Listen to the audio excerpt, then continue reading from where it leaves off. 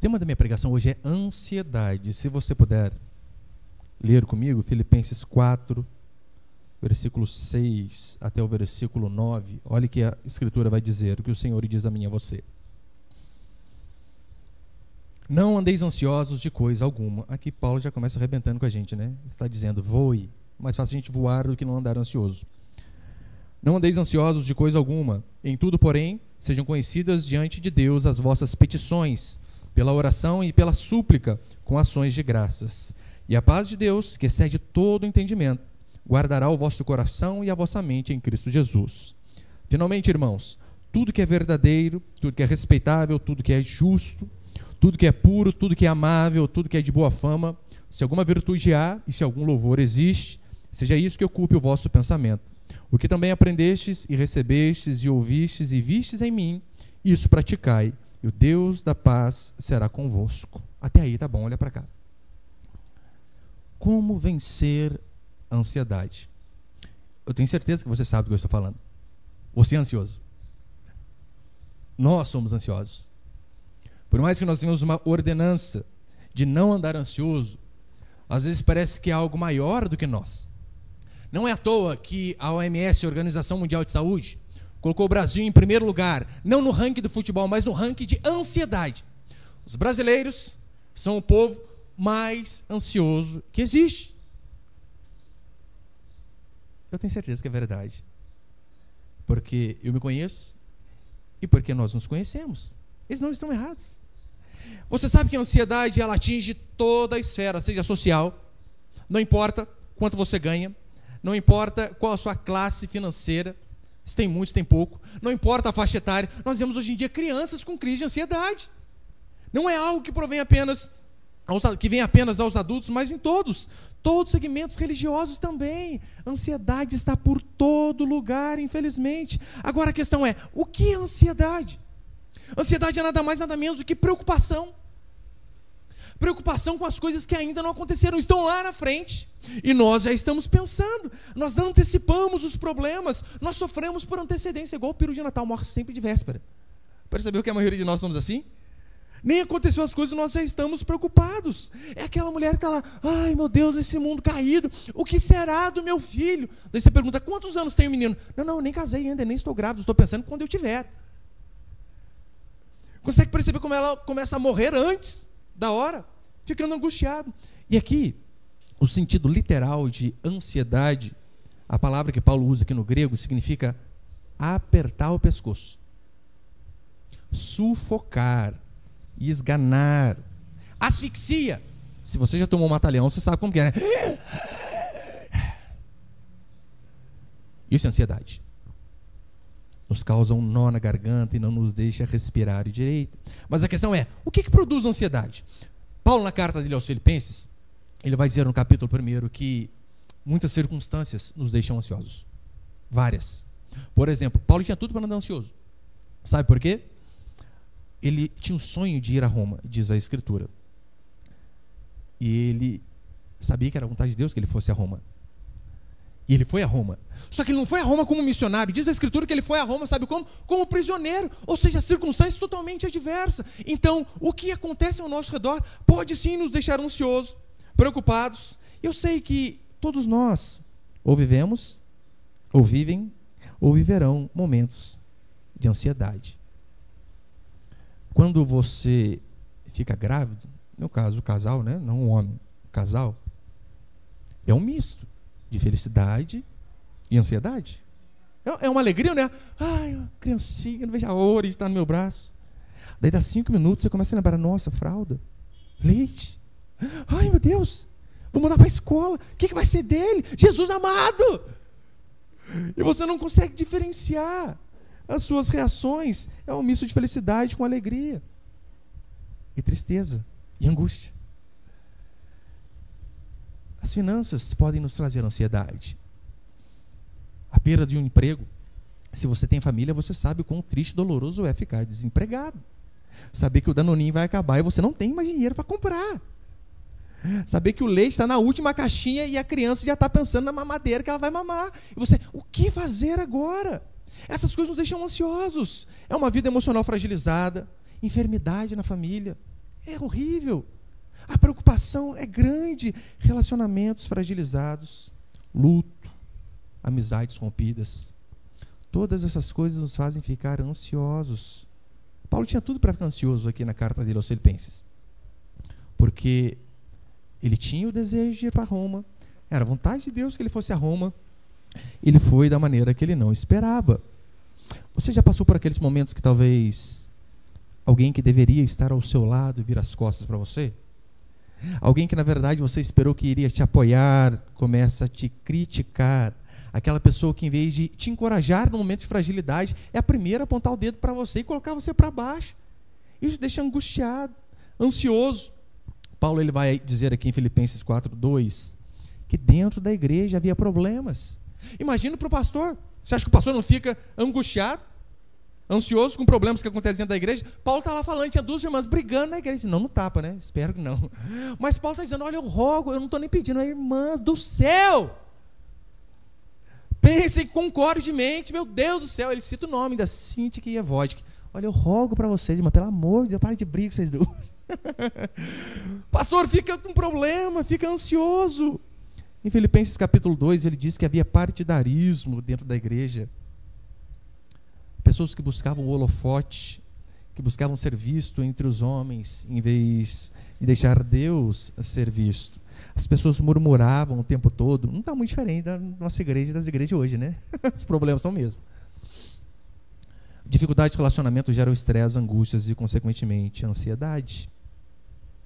É triste quando, por exemplo, alguém que era seu amigo, que você conversava, para de conversar. Você não sabe por quê. A pessoa para de falar com você, a pessoa vê você e dá a volta na rua. Talvez você esteja magoado com alguém e isso tem deixado você ansioso. E é claro que a mágoa traz ansiedade. Por quê? Porque a mágoa azeda a alma, tira a paz e produz ansiedade. Agora, convenhamos. Eu creio que uma das maiores causas de ansiedade para o ser humano é algo material chamado dinheiro. Meu Deus do céu, dinheiro. Paulo vai dizer sobre isso no capítulo 3. Olha, quantos não perdem o sono por conta de dinheiro? Falta 10 dias para vencer o aluguel e você não tem nada ainda. O que você faz? É quase 10 dias sem dormir.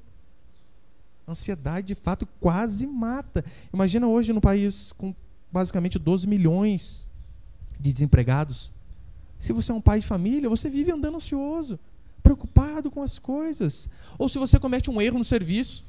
Quem, às vezes, por engano mesmo, você comete um erro. Você pensa, puxa, eu vou ser mandado embora.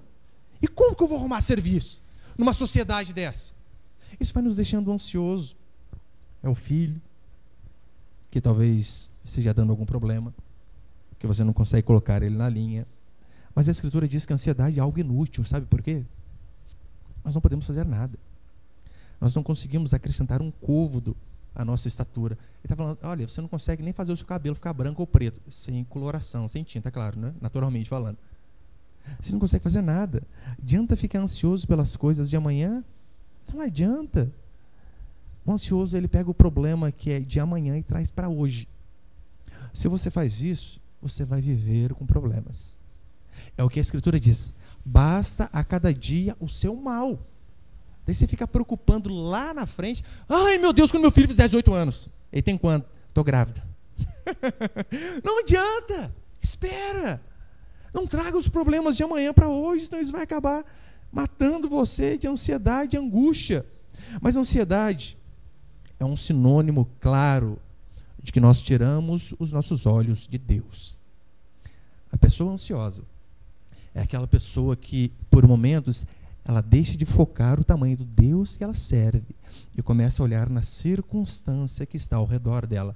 Lembra Pedro, quando Jesus vem e diz, olha, Pedro, vem para cá, anda sobre as águas. Enquanto Pedro está andando, focando ali Jesus Cristo, ele está andando sobre as águas. Mas então ele começa a reparar nas circunstâncias, ele acaba tirando o olho do seu foco, do seu objetivo, do seu Salvador, e começa a reparar nas circunstâncias, e o que acontece com ele? Diz a Escritura que ele começa a afundar. Isso é ansiedade. É quando nós tiramos os olhos do nosso Deus e reparamos mais na circunstância. Esquecemos que o Senhor está no controle. Esquecemos que Ele que governa de forma absoluta, não apenas esse mundo, as leis da física, Mas Ele governa, sabe quem? Você, sua esposa, seus filhos, a sua família. É Ele quem governa. Agora, quando nós queremos tomar conta da nossa vida, é que passamos por essas coisas. E a Bíblia diz, olha, os gentios que são assim, preocupados o tempo todo com o que vai ser do amanhã. Nós não devemos ser dessa maneira. Nós devemos sempre fazer o nosso melhor hoje, sabendo, o Senhor está no controle.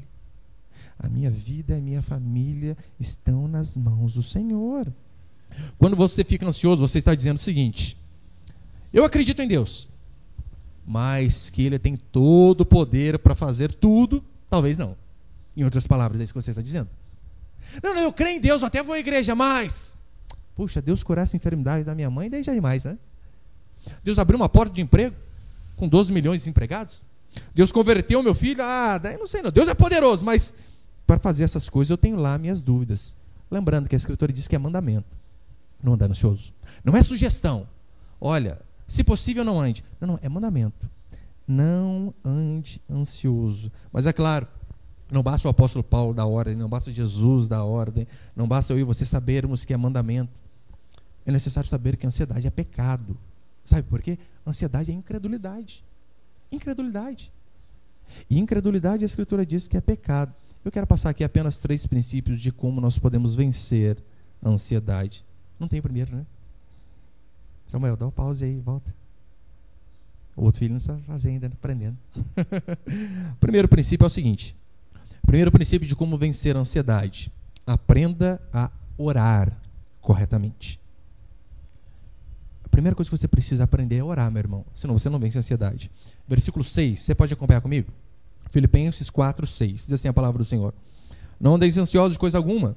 Em tudo, porém, seja conhecidas diante de Deus as vossas petições, pela oração e pela súplica com ações de graça. Como que nós vencemos então a ansiedade? Sejam conhecidas diante de Deus as vossas petições, pela oração e pela súplica com ações de graças. Ou seja, oração é o antídoto contra a ansiedade. Essa é a forma, meu irmão, de você vencer a ansiedade. Mas primeiro você precisa saber o que é oração. Porque Paulo diz aqui, súplica, ações de graças. Oração, no grego, adoração seria o mais correto. Ou seja, você precisa aprender a suplicar a Deus, a dar graças a Deus, e você precisa aprender a adorar a Deus. Isso é orar, é o que diz a Escritura. Você adora a Deus por quem Deus é, você pede a Deus porque Ele tem todo o poder, e você dá graças a Deus por tudo que Ele faz.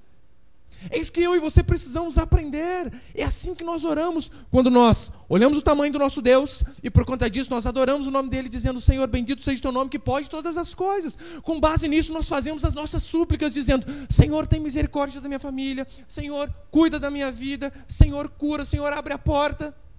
Isso é conhecer a Deus, é saber o tamanho do Deus ao qual nós servimos. Agora, se você, meu irmão, sabe orar, pode ter certeza, você não precisa ser teólogo, você não precisa ser versado em grego e em hebraico, você precisa apenas dobrar o seu joelho e dizer, Senhor, me ajuda. Isso é oração, é dizer, Senhor, olha, a situação está difícil, mas eu sei que o Senhor tem todo o poder. Lembra quando Jesus chega diante daqueles cegos, que estavam gritando, Filho de Davi, tem compaixão de nós. Eles sabiam, olha, existe alguém que tem a resolução para o nosso problema. Então eles começam a clamar, filho de Davi, que era um dos nomes do Messias, de Jesus Cristo, até que o Senhor chega diante dele, e então Jesus ainda diz, o que queres que eu faça? Eles reconhecem que Jesus é o Messias, isso é adoração. Depois eles pedem, Senhor, que nós possamos ver. Então o Senhor faz o milagre na vida deles. Consegue entender? Reconhecer quem Deus é, adorando e então clamar a Deus para que Ele possa vir de encontro às nossas necessidades. É assim que eu e você devemos fazer. Agora, se você não tem a noção do quão imenso é o seu Deus, olha o que a Bíblia diz, onipotente, aquele que tem todo o poder. Daí você sabe isso talvez de forma teórica. Você diz, Senhor, o Senhor tem todo o poder. Nossa, mas dá uma geladeira agora que a minha queimou, eu não sei não, hein? Você é ridículo uma coisa dessa. Só que muitas vezes nós somos assim. Quão grande é o seu Deus, meu irmão, olha para o tamanho dele. Quando nós oramos, o que devemos fazer? Devemos trazer à memória os feitos de Deus. Isso é oração. Lembra de tudo que Deus fez. É por isso, meu irmão, que o Antigo Testamento, que o Novo Testamento, ele não é apenas historinha para você contar para o seu filho. Quando você está lá, senta o menininho e começa a contar. Olha, porque Davi, o rapazinho, venceu Golias. Talvez você conte apenas como uma fábula, mas você deve lembrar que isso é um princípio verdadeiro que você deve aplicar na vida dele e também na sua vida. De que forma? Olha, não há impossíveis para o Senhor. Diante do Senhor, o pequeno consegue vencer o grande. Diante do Senhor, as circunstâncias mais difíceis conseguem ser superadas, porque o Senhor tudo pode. É isso que eu e você devemos fazer, trazer à memória o tamanho do nosso Deus. Por isso, olha a importância de você ler diariamente a Escritura. Porque se você não ler diariamente, você não vai saber quão grande é o seu Deus. Você não vai saber os feitos do Senhor. Uma vez uma irmã, ela dizia para mim: pastor, lembra aquele fulano, nosso amigo lá? Nem é da nossa igreja, só que eu conhecia ele. Olha, ele teve um AVC e tá ruim. Parou de funcionar o cérebro, isso aqui, tal coisa, só está respirando. Eu falei, nossa. Pastor, ora? Eu falei, claro. Sabe o que eu lembro nessas horas? O quão grande é o meu Deus. Para quem fez o mundo sem matéria alguma, para quem fez o ser humano, o que é fazer um ser que está respirando ainda voltar à vida? Eu lembro a primeira vez que minha mãe teve infarto. Minha mãe está igual o gato, já teve 3, né? Mas eu lembro a primeira vez que ela teve infarto. E foi forte. Minha irmã ligar para mim às 5h30 da manhã na segunda, justo na minha folga ainda, tanto dia para ter infarto, né? Na segunda. Segunda-feira minha irmã me ligar, dar essa má notícia, dizer, vem aqui para a Santa Casa. Cheguei chorando. Nossa. Eu lembro que eu entrei na UTI, a médica já me chamou de lado. Ó, sua mãe é de risco, tá bom? Você sabe que isso aí é um eufemismo, né? É uma forma suave do médico dizer, aciona o plano mútuo lá, que já era. Era isso que ela estava dizendo. Eu lembro de olhar minha mãe, ele toda desfalecida, branca, o batimento dela 19, quando dava muito 20. E, nossa. Sabe o que eu lembrei? Quão grande é o meu Deus. Antes de ser minha mãe, é filha de Deus. E o Senhor tem todo o poder. O Senhor sabe todas as coisas. O Senhor, ele é tão poderoso que sim, ele pode recobrá-la, trazê-la de volta. Mas o Senhor é tão poderoso que, se for a vontade do Senhor levá-la, o Senhor também nos dá força para superar o luto. Isso é crer em Deus. Depois disso, teve mais 2 infartos. Está lá ainda. Esse ventilador fazendo barulho? É? Não é ventilador? É lá fora. Então é isso que eu e você devemos fazer. Lembrar quão grande é o nosso Deus. Eu lembro que, daí depois que ela teve infarto, eu fui levar ela ao médico. E na consulta que nós tivemos, o médico disse assim para ela: olha, dona Terezinha, aconteceu o seguinte, devido a esse infarto da senhora, metade da artéria coronária, se eu não me engano, não é a principal do coração aqui, metade dela ficou obstruída. E por conta disso, essa parte de baixo do coração da senhora que parou de funcionar e é irreversível, não volta mais. Tadinha, quase teve outra. O médico sabe, dá uma notícia desse jeito, meu Deus. Foi, doutor, vai devagar. Sabe o que eu lembrei? Quão grande é o meu Deus. Ele fez o coração dela, não pode fazer um pedaço e voltar a bater de novo, ou continuar funcionando minha vida. Ele pode. Lembra de tudo que Deus fez, meu irmão. Diante das circunstâncias difíceis, eu lembro de Deus abrindo o mar. Que aquilo não foi apenas uma historinha de ficção. Foi Deus quem fez. Eu lembro de Deus alimentando o seu povo com o pão do céu. Lembro o povo reclamando, não temos o que comer. Meu irmão, Deus manda comida do céu, comida caindo do céu, depois entregue por passarinho. E você está lá, ai meu Deus, como que eu vou cuidar da minha família? Olha para o que Deus já fez. Com base em tudo que Ele fez, como nós não podemos acreditar naquilo que Ele vai fazer? Devemos acreditar, é só assim que não andaremos ansiosos. Olha para as grandes obras do Senhor. Meu irmão, olha para esse universo maravilhoso que o Senhor fez. Se Ele fez tudo isso com o poder da sua palavra, Ele não pode sustentar você. Ele não pode efetuar uma cura, abrir uma porta de emprego. Ele não pode converter um filho rebelde. Ele não pode salvar um casamento destruído. Claro que pode. E é por isso que Ele diz, não andeis ansiosos de coisa alguma. Talvez a melhor maneira de entender isso, eu sei que é uma ilustração bem antiga, mas condiz com a situação. Conta que uma vez, uma criancinha, na época dos porquês, você sabe, né? Criança chega uma hora que cada porquê que a gente manda para a mãe, né? Lá, pergunta para sua mãe isso aqui.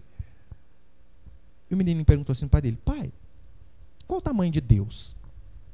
Como que você vai responder uma criança o tamanho de Deus? Não sei. O tamanho do universo é mentira, ele é maior. Maior que o universo, mas que tamanho que é o universo? Não sei, não dá para medir. Então são perguntas difíceis. Então, o pai foi sábio. Ele pegou o menininho, olhou um avião lá longe e disse: filho, qual o tamanho daquele avião? Nossa, pai, seu pai a mão na frente dele, assim, ele some, é pequeno. Então o pai pegou o menininho, colocou dentro do carro e levou ele a um aeroporto, diante de um A380, aquele jumbo enorme, centenas de pessoas. Ele disse: filho, qual o tamanho desse avião? Nossa, pai, é grande demais. Então o pai dele disse assim: assim é Deus. Se você está longe de Deus, Deus a cada vez você vai ver ele pequeno, mais pequeno, e menor, e vai sumir. Agora, quanto mais você se aproxima do Senhor, maior você vê que ele é, maior ele fica e mais poderoso ele se torna. É assim que eu e você também devemos pensar, que quanto mais nós nos aproximamos do Senhor, através da oração, da comunhão, da busca, de conhecê-lo através da Escritura, maior se torna o nosso Deus. Agora, quem não adora a Deus sempre vai ver um Deus de longe, pequeno e incapaz. Mas não é assim conosco. É por isso que quando eu e você oramos, a oração ela é como se fosse uma vacina, um antídoto contra a ansiedade. Porque Paulo diz isso aqui no verso 6, né? Que nós não devemos andar ansiosos. Depois ele diz: como que não andamos ansiosos? Sejam conhecidas diante do Senhor, diante de Deus, as vossas petições, pela oração, pela súplica com ações de graça. E qual que é a consequência disso? Da oração, crendo no tamanho do Deus. Verso 7. E a paz de Deus, que excede todo entendimento, guardará o vosso coração e a vossa mente em Cristo Jesus. Ou seja, quando nós oramos, quando nós buscamos, o que ele diz é que a paz de Deus, que excede todo entendimento, guardará o nosso coração e a nossa mente. Porque a ansiedade é um sentimento ruim. E a Escritura diz que quando nós oramos, o nosso coração e a nossa mente serão guardados. E guardar aqui significa montar guarda, de fato. Sabe o que a sentinela faz protegendo o seu posto de serviço? Ela toma conta, ela faz guarda, ela cerca para que o inimigo não chegue. Exatamente isso que a Escritura diz. Quando nós oramos, nós estamos montando uma guarda em torno do nosso coração e da nossa mente, para que eles não sejam afetados pela ansiedade, pela dúvida, pela angústia. E ele ainda dizia: a paz de Deus. Deixa bem claro, paz de Deus não é ausência de problema. Porque talvez você entenda errado e pense assim: olha, pastor diz que se eu orar, nenhum problema vai acontecer. Não, não é isso que eu estou dizendo. O que a Escritura diz é que a paz de Deus, ela é em nossa vida independente das circunstâncias, seja circunstância boa ou ruim, seja de festa ou seja de luto. Mas só quem ora, quem busca Deus, consegue de fato experimentar a paz de Deus, até mesmo nos momentos difíceis. É por isso que, como diz a Escritura, ela excede todo entendimento. É por isso que as pessoas às vezes não conseguem entender como o cristão fica abatido diante do luto, diante de um velório. Mas mesmo assim ele consegue ter paz. Por quê? Porque ele sabe que aquilo ali não é o fim. Eu lembro até hoje, estava num velório lá, acho que de um tio da minha esposa, e a vizinha dizendo assim para minha sogra: como você consegue ficar com esse semblante e com seu irmão morto do lado? A resposta é óbvia. Ela sabia: olha, isso aqui foi apenas um até breve, não foi um até nunca mais. É por isso que a paz de Deus excede todo entendimento. Então, a primeira forma, primeiro remédio, orar corretamente. Segunda forma de se vencer a ansiedade: aprenda a pensar corretamente. Primeiro, devemos orar corretamente. Segundo, pensar corretamente. Olha o verso 8. Finalmente, irmãos, tudo que é verdadeiro, tudo que é respeitável, tudo que é justo, tudo que é puro, tudo que é amável, tudo que é de boa fama, se alguma virtude há e se algum louvor existe, seja isso que ocupe o vosso pensamento. Pensar de forma correta. Você sabe, a nossa vida é feita do que fazemos e do que pensamos. E a ansiedade é um sentimento. É o mal aflito. Por conta de ansiedade, pessoas não comem, ou algumas comem demais. É terrível. Agora, percebeu que as pessoas costumam indicar remédios para tratar os sintomas da ansiedade, mas elas não perguntam qual foi a causa da ansiedade? E você devemos perguntar: Qual a causa da ansiedade? Porque, convenhamos, não adianta darmos dipirona para quem tem infecção, ou antibiótico para quem precisa de cirurgia. Você precisa saber o porquê. Qual a causa deste problema aqui? E o que gera o sentimento ruim, pode ter certeza, é o comportamento ruim. Nós nos comportamos de forma ruim, de forma errada, e automaticamente o sentimento errado vem sobre nós. É o que diz a Escritura. Ora, convenhamos, se você está fazendo algo errado, o que se espera, você que é cristão, é que você se sinta mal diante do pecado. Agora, se você faz algo errado, e mesmo assim você não se sente mal, aí que piorou de vez, você cauterizou a sua mente. E o pecado para você, mais cedo ou mais tarde, vai virar algo normal. Porque normalmente não é assim que acontece. Quando nós erramos, quando nós pecamos, a primeira coisa, nós ficamos angustiados, tristes. Se você não aprende a resolver o problema do pecado, se arrepender de forma correta e mudar, a próxima vez você não vai ficar tão angustiado diante do pecado. Você vai ficar triste. Nossa, errei de novo. A terceira vez, você vai ficar só chateado. Puxa, fazer o quê, né? Errei outra vez. Ainda cita a Bíblia, né? Mas quem não tem pecado, como diz o Senhor. Da quarta, da quinta vez, você vai estar planejando o pecado. Porque você cauterizou a sua mente. Agora, o que gera o comportamento errado é o pensamento errado.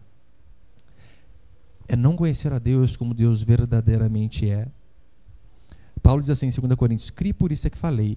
Ou seja, eu penso e conforme eu penso, eu ajo. Você já parou para pensar quais tipos de pensamento circundam a sua mente? O que fica na sua mente?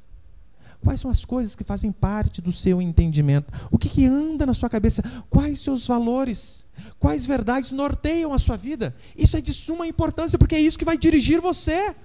Agora, se você tem uma visão errada do tamanho de Deus, se você tem um pensamento errado do tamanho de Deus, diante da circunstância adversa, você também vai ter uma atitude errada. Consequentemente, você vai andar ansioso. Ou seja, a visão que nós temos de Deus mostra a atitude que nós temos diante da circunstância. A pessoa que vive ansiosa é porque ela não conhece de fato o tamanho do Deus a que ela serve. E por conta disso, ela tem medo. Mesma coisa diante do pecado. Como que funciona diante do pecado? Olha o que a Escritura diz. Que o temor de Deus esteja diante dos seus olhos a fim de que não pequeis. Você sabe, quando nós sabemos o tamanho de Deus, nós cremos que Ele é poderoso para fazer o impossível. Mas nós sabemos que Ele é poderoso também para fulminar com a nossa vida, caso a gente erre. O tamanho do Deus que você crê determina a aversão que você vai ter ao pecado. Não é assim que funciona? Se você tem filho pequeno, você sabe como que é. Você está lá numa piscina. Seu filho não sabe que se ele pular, ele afunda. Não tem ideia.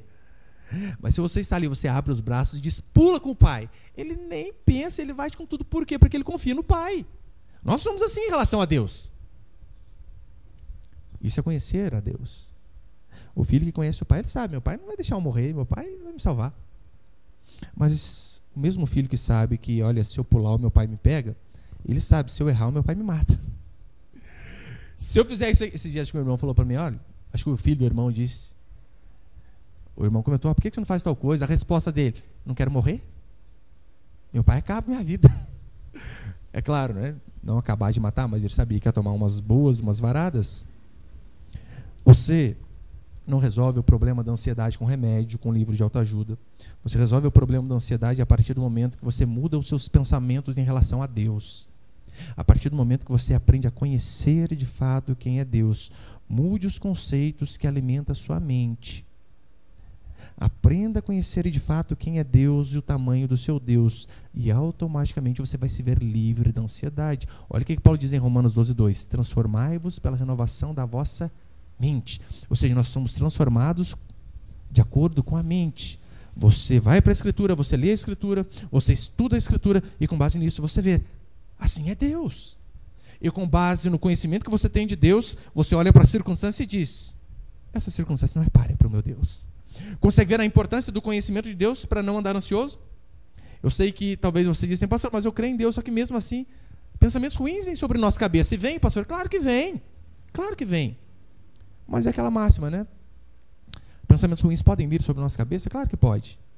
Do mesmo jeito que nós não podemos impedir pássaros de sobrevoar a nossa cabeça. Mas você pode impedir o pássaro de fazer ninho. Isso você pode.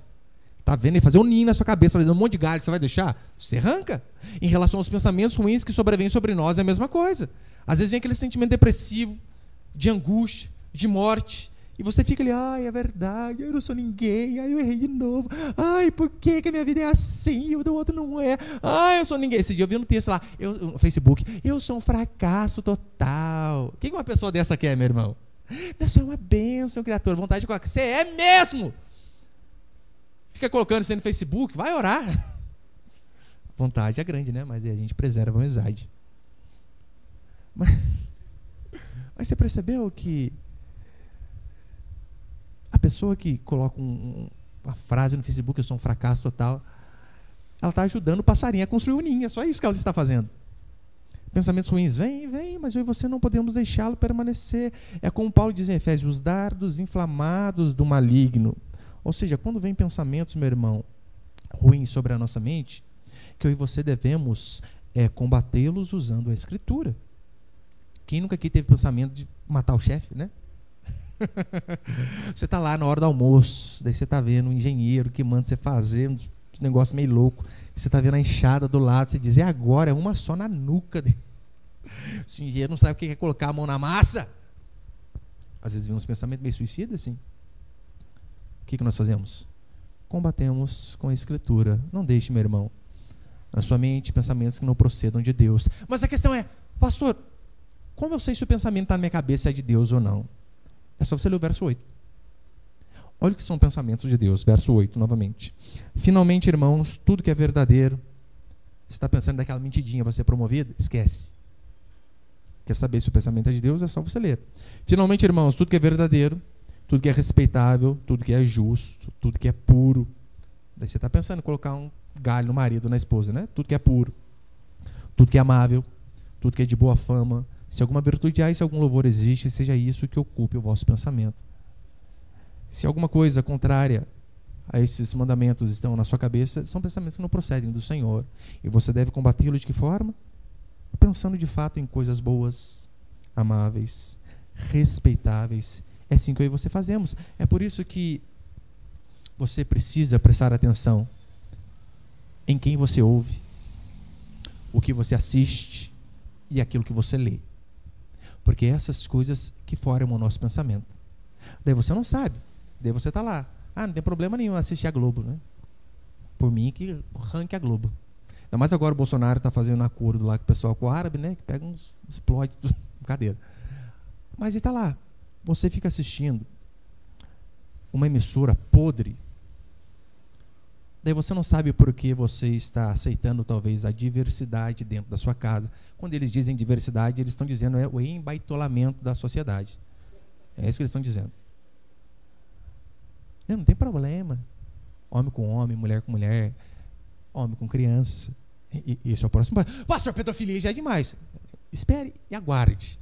Infelizmente. Daí você não sabe porque você está achando normal você assistir programas onde tem mulheres seminuas no auditório. Porque aquilo vai erotizando a sua mente. Você, não tem nada a ver assistir aquele gordo aqui, Faustão, apesar que não está gordo mais, né? Bob Esponja quadrado. Daí você pensa lá, não tem problema assistir ele com aquelas mulheres lá mostrando a bunda de fora lá. Daí você não sabe porque às vezes talvez o seu desejo para com essa mulher diminui. Será que é porque você fica vendo algo ali, você olha e não condiz com a realidade e você desanima? É por conta disso. Você fica assistindo essas porcarias, depois você acha que é normal a traição, o divórcio. Você acha que é normal? Não é. Eu sei que você vai ser daqui a 5 ou 10 anos com base nos livros que você lê, nas pessoas com quem você anda, naquilo que entra na sua mente. É por isso a importância de filtrar não só o que entra na nossa mente, o que entra na mente das nossas crianças. Agora, por que você vê muitos maridos, por exemplo, insatisfeitos com a vida amorosa? Sabe por quê? É porque ele assistia aquelas porcarias quando ele era ímpio, e ele pensava que, olha aqui, então namoro é aquilo lá, né? Joga pra parede, chama de largatixa, estica, chicotada e amarrado. E ele pensa que a vida de casado é aquilo ali. E não é. Ele pensa que a mulher vai estar sempre linda daquele jeito. Não vai estar. Do mesmo jeito que você. Só que esses conceitos errados vão entrando e você, nossa, puxa, 40 anos a mulher já. Vou trocar por 2 de 20. Por conta disso. Eu não gosto de fulano. Será que é porque às vezes você fica ouvindo o que os outros falam deles, que você mesmo não conhece? Portanto, quero vencer a ansiedade, ore corretamente, pense corretamente. E terceiro, e último para encerrar,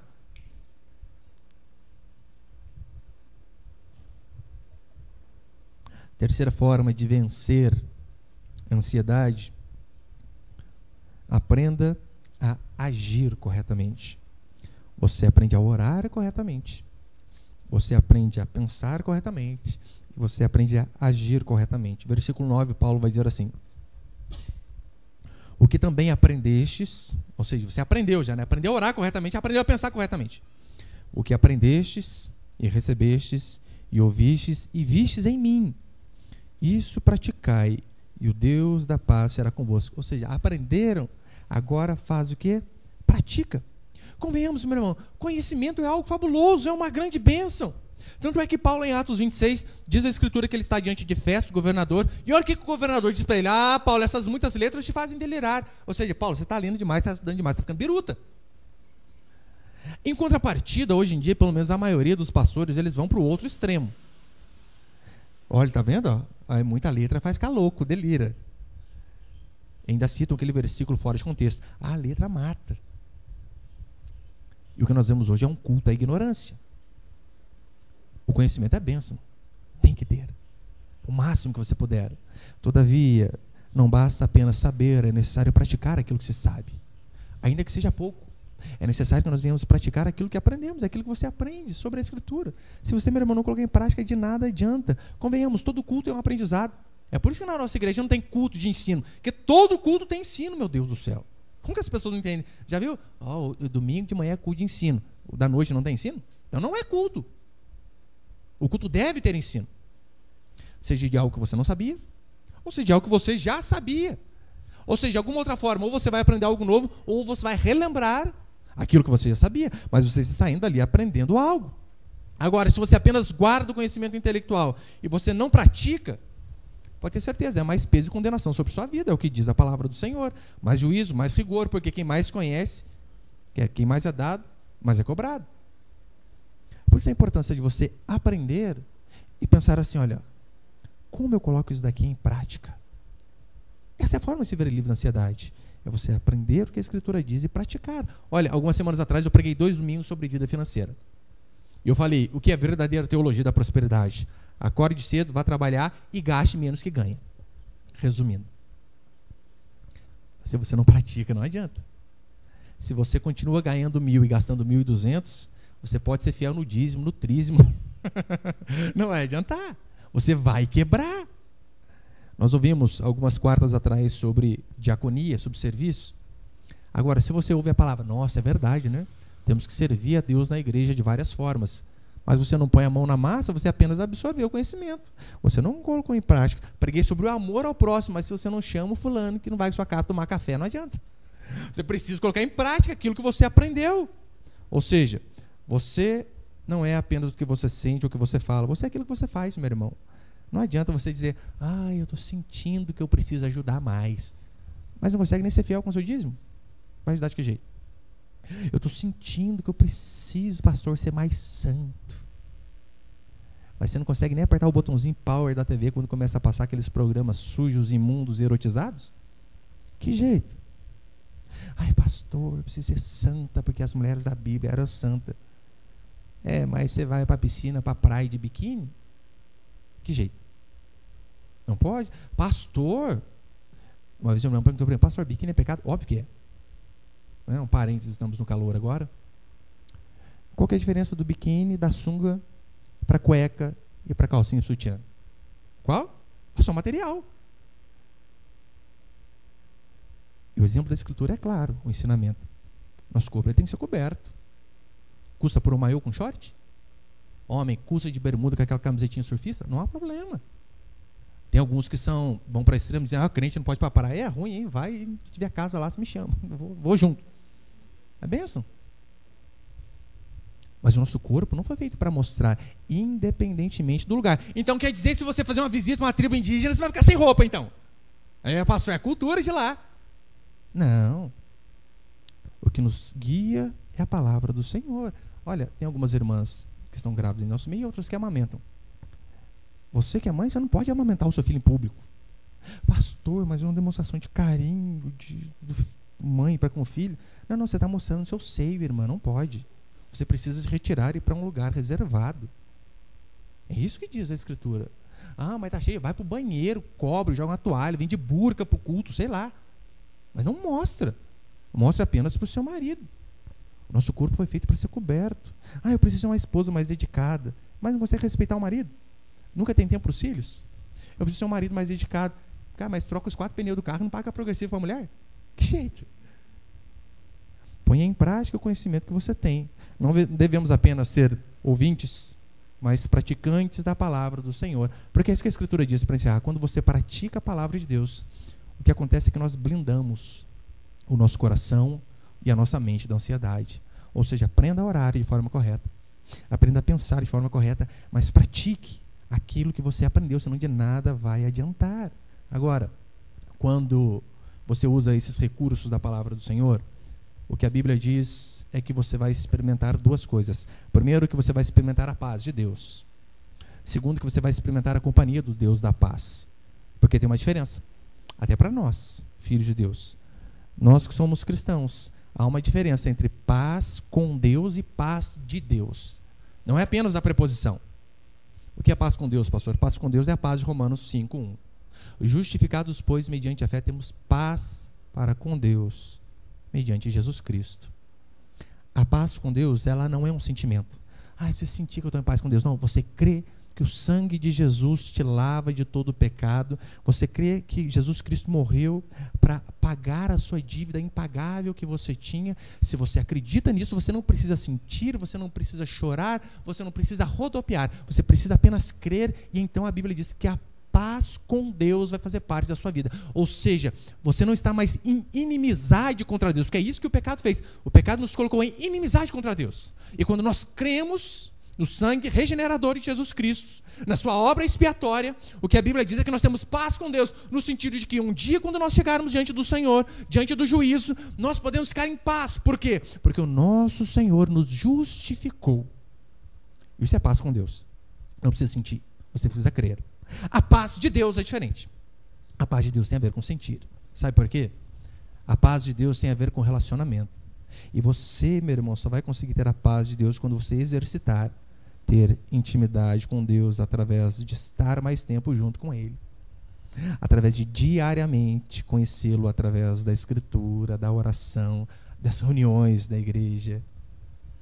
É por isso que às vezes nós vemos pessoas cristãs genuínas que se desesperam diante de circunstâncias que talvez nem eram tão ruins assim, que normalmente às vezes o brasileiro ele dá uma aumentada nas coisas, né? Fui visitar um irmão uma vez, acho que tinha, não sei se era dengue, acho que era dengue, apesar que dengue é quase a morte, né? Mas ele tinha dengue, eu cheguei lá, quase que eu pensei, morreu, acabou, rapaz. Quase que eu cheguei, se eu fosse padre ia dar extrema unção, né? A Drosca, o Moscatel, vai com Deus, irmão, acabou. E cara, levanta, rapaz. Não era nem dengue eu já tive, terrível, é virose. Eles têm virose, quase morreu. Imagina se tivesse um filho, é por isso que eu não pode ter filho, né? A maioria é mole. Frouxo. Daí, por que muitas às vezes, diante de uma circunstância difícil, ou às vezes nem tão difícil, ele já se arrebenta? Ai, acabou a minha vida, tadinho de mim, o que aconteceu? Eu estou desempregado. Nossa, só isso? E às vezes ele é filho de Deus. Só que por conta de não cultivar um relacionamento com Deus diariamente, diante dessa circunstância ele não consegue ter paz. Ele tem paz com Deus por conta da justificação, mas ele não consegue ter paz de Deus mediante a circunstância difícil. Essa é a diferença básica de paz com Deus e a paz de Deus. Infelizmente nem todo crente experimenta isso, mesmo sendo filho, mesmo sendo salvo. Meu irmão, se você não gasta tempo com Deus, as circunstâncias vão te afundar. Não estou dizendo que você perde a salvação de forma alguma, mas estou dizendo que nos leva à ansiedade, até à depressão, alguns cristãos. Por quê? Porque ele não cultiva relacionamento com Deus. Para ele, se alimentar de Deus é domingo e quarta. Você come 2 vezes por semana só? Ou não? Sua casa você come igual um louco às vezes, né? Come tudo que tem na geladeira lá. Não tem nada, água com açúcar. E manda para dentro. Por que você não se alimenta também diariamente da palavra do Senhor? Por que você não começa a experimentar, fazer um culto doméstico com a sua família, tirar ali 15, 20 minutos, vamos ler, vamos orar, vamos orar a Deus, clamar a Deus que o Senhor transforme a nossa família.